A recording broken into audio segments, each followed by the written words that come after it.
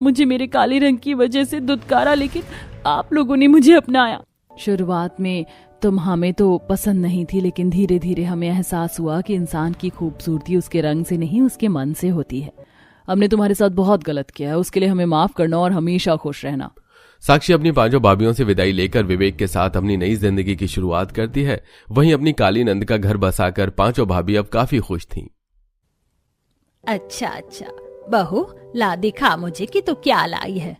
Tsunami को गीता ने अपनी लाई हुई ड्रेस दिखा दी। वैसे तो बेचारी हिमानी भी उसके लिए तोहफा लाई थी, लेकिन गीता ने उसे देखना भी जरूरी नहीं समझा।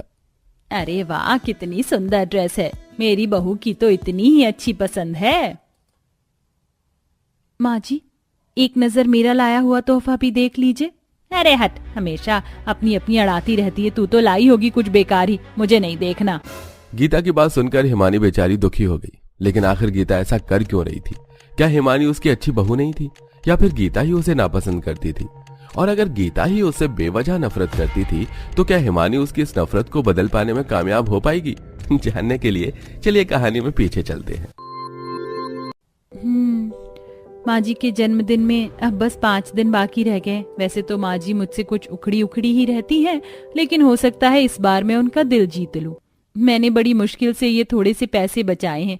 एक काम करूंगी, माँ जी को उनके जन्मदिन के सरप्राइज में अच्छी सी बनारसी साड़ी दे दूंगी। हाँ, यही सही रहेगा। ओह गॉश, कितनी देर हो गई, लेकिन मुझे माँ जी के लिए कोई लेटेस्ट फैशन ऑप्शन मिला ही नहीं। अब एक काम करूंगी, जिस मॉल की दुकान में से कपड़े लेती हूँ माँ जी को उनके जन्मदिन पर, मैं वहीं से कोई मॉडर्न सी ड्रेस ला कर दूंगी। वैसे भी पुराने जमाने के कपड़े तो उन्होंने पुराने जमाने में भी पहने हैं, अब ये कपड़े पहन लेंगी।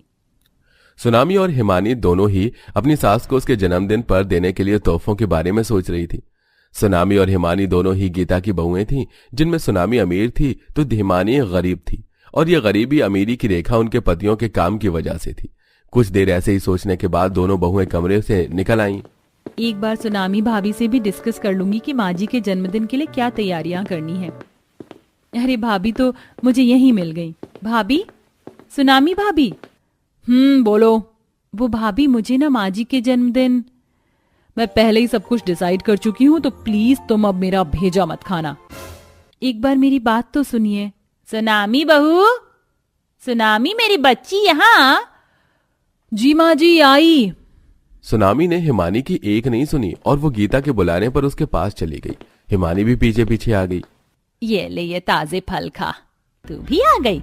तुझे तो मैंने बुलाया भी नहीं था। हर चीज में तुझे भी अपना हिस्सा लेना होता है।